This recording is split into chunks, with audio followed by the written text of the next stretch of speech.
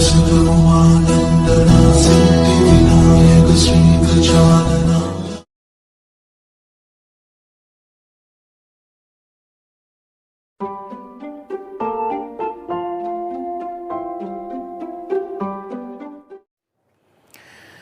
नमस्कार, जय हिंद, जय भारत दोस्तों। स्वागत है आप सबका एक बार फिर से आपके अपने चैनल स्काई स्पीक्स पर।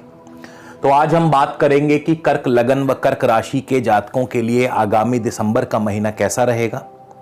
आपका सेहत, आपका स्वास्थ्य, आपकी आर्थिक स्थिति, नौकरी, कारोबार, आपकी संतान, इन सभी विषयों पर बारी बारी से हम चर्चा करेंगे। इसके अलावा इस महीने कर्क लगन वालों के लिए आकाशीय मंडल में राज्य लक्ष्मी योग का भी निर्माण हो रहा है और कैसे ये योग बना और इसके आपको क्या फल प्राप्त होंगे, इस बारे में भी पूरी विस्तृत जानकारी आपको प्रदान करेंगे। तो यदि आप मुझसे किसी भी प्रकार का निजी ज्योतिषीय परामर्श लेना चाहते हैं दोस्तों, स्क्रीन पर मेरा व्हाट्सएप नंबर दिया है। इस नंबर पर आप हमें कंसल्टेशन टाइप करके लिख भेजिए। आगे की पूरी प्रक्रिया व जानकारी आपको प्रति उत्तर में भेज दी जाएगी। आप चाहें तो उसके बाद अपना अपॉइंटमेंट बुक करवा सकते हैं, शुल्क लागू रहेंगे। तो सबसे पहले जानते हैं आपकी ग्रहों की चाल के बारे में। कर्क लगन कर्क राशि, और ये जो गोचर फल है ये लगन व राशि दोनों को ही ध्यान में रख करके बनाया गया है, लेकिन फिर भी आप इसे प्रथम दृष्टया लगन से ही देखने का प्रयास कीजिए। और यदि आपको अपना लगन ज्ञात नहीं है, यदि आपको अपना जन्म समय मालूम नहीं है, तो फिर ऐसे में आप इसे अपनी चंद्र राशि से भी देख सकते हैं। तो मंगल आपके चौथे भाव में है। 5 दिसंबर को मंगल चले जाएंगे आपके पंचम भाव में अपनी स्वराशि में। मंगल पंचमेश भी हैं, दशमेश भी हैं। मंगल का यहां पे धनेश सूर्य के साथ युति योग बनेगा। अब यही वजह है कि मैंने आपको कहा कि राज्य लक्ष्मी, क्योंकि मंगल जो है वो दशमेश है, दशम भाव राज्य भाव है, और सूर्य जो है धन भाव के स्वामी हैं, और पंचम भाव यानी त्रिकोण भाव में इन दोनों का युति योग बनेगा तृतीयेश और द्वादशेश बुध के साथ। तो सूर्य, मंगल, बुध और केतु, इन 4 ग्रहों का योग बनने जा रहा है, जिसमें सबसे प्रबल योग होगा सूर्य और मंगल का, क्योंकि धनेश और राज्येश से ही राज्य लक्ष्मी योग का निर्माण होता है। और विशेषतया यह योग 5 दिसंबर से 15 दिसंबर तक विशेष रूप से प्रभावी रहेगा, और इसके आपको क्या फल प्राप्त होंगे उसके बारे में भी हम बात करेंगे। केतु पूरा महीना पंचम भाव में रहेंगे। बुध जो हैं 10 दिसंबर को छठे भाव में चले जाएंगे धनु राशि में। सूर्य भी 15 दिसंबर को छठे भाव धनु राशि में। शुक्र और शनि का युति योग बनेगा आपके सप्तम भाव में, क्योंकि शुक्र 8 दिसंबर को मकर राशि में चले जाएंगे। यहां पे भी लक्ष्मी योग एक प्रकार से बन जाता है, क्योंकि शुक्र एक तरफ जहां केंद्र और लाभ स्थान के स्वामी हैं, वहीं शनि भी केंद्र भाव के स्वामी हैं। तो लेकिन ये योग इतना ज्यादा पावरफुल नहीं है, लेकिन फिर भी अपने आप में यह शुभ योग माना जाता है, क्योंकि शुक्र और शनि परस्पर मित्र भी हैं, और इनका भी आपको क्या फल मिलेगा हम बताएंगे। बृहस्पति अष्टम भाव में है, कुंभ राशि में है। राहु आपके लाभ स्थान में है, वृषभ राशि में। सबसे पहले हम शुरुआत करेंगे आपकी सेहत और स्वास्थ्य को लेकर के। आपके कर्क राशि के ऊपर, कर्क लगन के ऊपर शनि की 7वें भाव से दृष्टि है। 7वें भाव से शनि की दृष्टि जो है आपके स्वभाव में आलस्य पैदा करती है, शिथिलता पैदा करती है, कार्यों में मन नहीं लगता है। इसके अलावा सेहत में भी ढीलापन, उदासी, मायूसी, शिथिलता छाई रहती है। और शनि जो है ये क्योंकि एक राशि में दीर्घकालीन अवधि तक रहते हैं, तो इनका प्रभाव भी लंबे समय तक रहता है। तो स्वभाव में आलस्य, शिथिलता जो है लंबे समय तक रहती है, किसी काम में मन नहीं लगता है, स्ट्रेस भी बना रहता है, और जिसकी वजह से कई विभिन्न प्रकार की बीमारियां जो हैं पैदा होती हैं। क्योंकि जब आपके अंदर स्ट्रेस होगा, आपके अंदर उदासी छाई रहेगी, नेगेटिविटी छाई रहेगी, तो वो कहीं ना कहीं आपके सेहत और स्वास्थ्य पर इसका प्रभाव डालती है। तो खास करके कर्क लगन वालों को ज्यादा जो प्रॉब्लम्स आती हैं वो छाती या हृदय संबंधी प्रॉब्लम्स आती हैं। तो आपको अभी जब तक शनि की दृष्टि रहेगी कर्क राशि के ऊपर, तो आपको अपनी सेहत का खास ध्यान रखना होगा। अब हम बात करेंगे आपकी आर्थिक स्थिति की।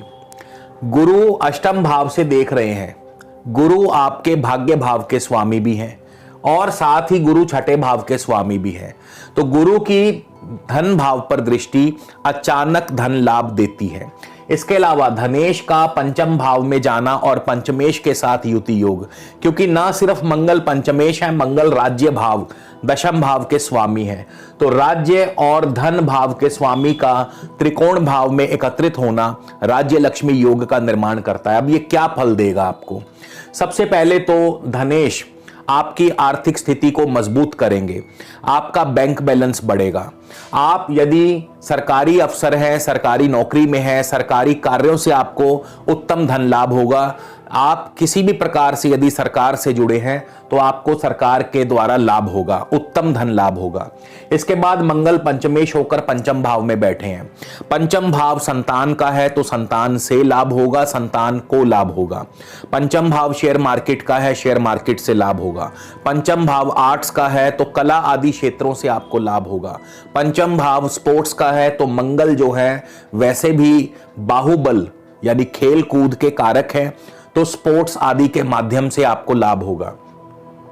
मंगल दशम भाव के स्वामी हैं। सूर्य भी विशेष रूप से राज्य और अधिकार के स्वामी माने गए हैं, तो आपके राज्य अधिकार क्षेत्र में वृद्धि हो सकती है, यानी नौकरी में प्रमोशन तरक्की आपको मिल सकती है। इसके अलावा दशम भाव राजनीति का है तो राजनीति से आपको सफलता मिल सकती है। इसके बाद बुध भी यहीं बैठे हुए हैं और बुध आपके तृतीय और द्वादश भाव के स्वामी हैं। तो बुध का तृतीय भाव के स्वामी होने से मीडिया, आईटी, ब्रोकरेज, एजेंसी ऐसे क्षेत्रों से आपको लाभ होगा, कंप्यूटर आदि क्षेत्रों से आपको लाभ होगा।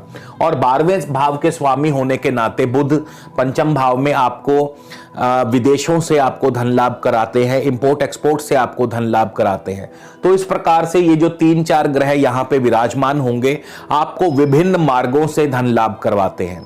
इसके अलावा पढ़ाई की यदि हम बात करें, शिक्षा की बात करें, तो आपके अब यहां पे भी शिक्षा देखिए, एक एकेडमिक क्वालिफिकेशन होती है, एक नॉलेज होती है, बेसिक नॉलेज होती है। बेसिक नॉलेज पंचम भाव से देखी जाती, ज्ञान जो है पंचम भाव से देखा जाता है, लेकिन एकेडमिक क्वालिफिकेशन चौथे भाव से देखी जाती है। तो ज्ञान के मामले में आप परिपूर्ण होंगे, ज्ञान वृद्धि होगी, ज्ञान की वृद्धि होगी। लेकिन एकेडमिक क्वालिफिकेशन में अभी थोड़े से बम्प्स आएंगे। क्यों? क्योंकि शनि की दशम दृष्टि और बृहस्पति की अष्टम दृष्टि।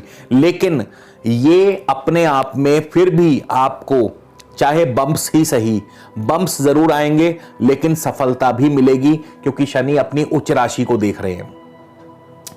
पंचम भाव में वैसे तो शुभ फल ही देंगे, लेकिन फिर भी यहां पे 3-3 क्रूर ग्रहों का संयोग होने से, क्योंकि मंगल, सूर्य और केतु, इनकी जो नैसर्गिक जो इनकी नेचर है, जो इनकी एक नेचुरल जो इनकी फल देने की शक्ति है, वो कम नहीं होगी। सूर्य, मंगल, केतु तीनों क्रूर ग्रह हैं, तो जाहिर सी बात है संतान पक्ष के स्वास्थ्य को लेकर के या किसी अन्य मामले को लेकर के थोड़ी बहुत चिंता ये जरूर देंगे। तो इस ओर आपको ध्यान रखना होगा। लव लाइफ में भी आपके दिक्कतें बढ़ सकती हैं। और एक बात, क्योंकि ये बड़े आक्रामक ग्रह हैं, तो हो सकता है कि शेयर मार्केट में आक्रामकता से आप निवेश करें। कई दफा अच्छा होता है, लेकिन फिर भी रिस्क फैक्टर्स को जरूर देख करके चलिएगा, क्योंकि कई दफा जरूरत से ज्यादा तेजी जो है वो आपको ले डूबती है।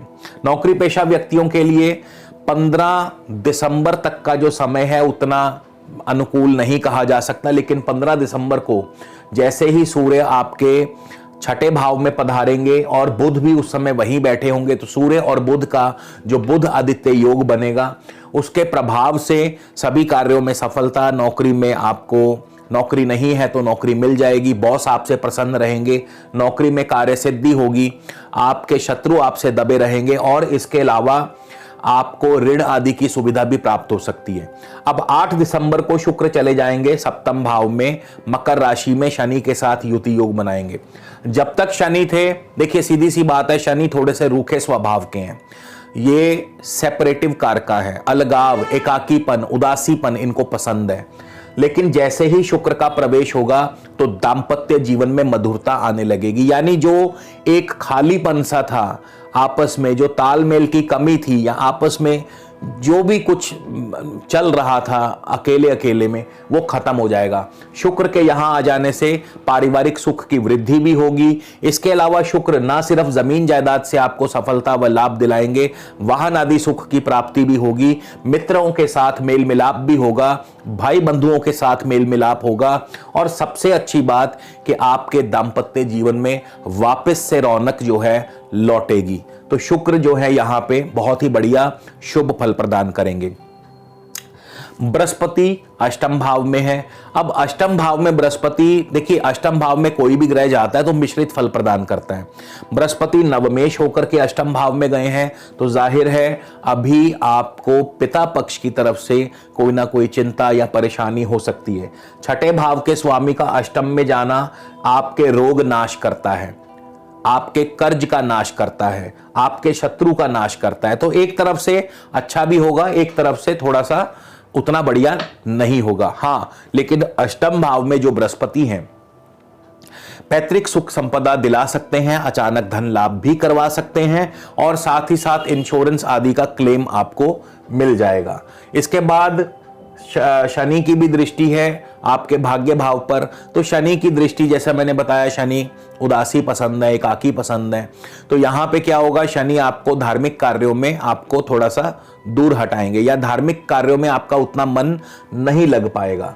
इसके अलावा राहु आपके लाभ स्थान में बैठे हैं और राहु मंगल से दृष्ट भी रहेंगे। अब राहु लाभ स्थान में मंगल से दृष्ट आपको धन लाभ करवाते हैं, कारोबार के जरिए आपको धन लाभ होगा, शेयर मार्केट के जरिए आपको धन लाभ होगा, अचानक धन लाभ होगा। क्यों? क्योंकि पंचमेश और दशमेश है मंगल, और राहु हमेशा अपने छाया के अनुसार फल देते हैं। तो पंचमेश और दशमेश की दृष्टि जो है राहु के ऊपर आपको शेयर मार्केट से, संतान से, आपको स्पोर्ट्स आदि से, कारोबार से, नौकरी से, कई मार्गों से उत्तम धन लाभ कराएंगे और अचानक धन लाभ कराएंगे।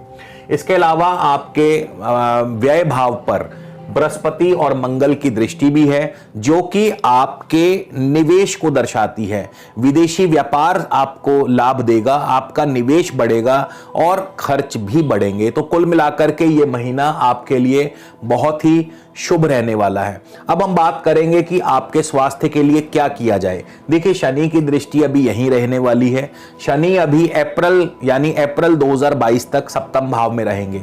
तो क्या किया जाए? बहुत सरल सा उपाय बता रहा हूं। शनि जब तक यहां है, सप्तम भाव में है, तो आप क्या करें, आप भगवान शिव को बादाम वाली खीर का भोग लगाएं।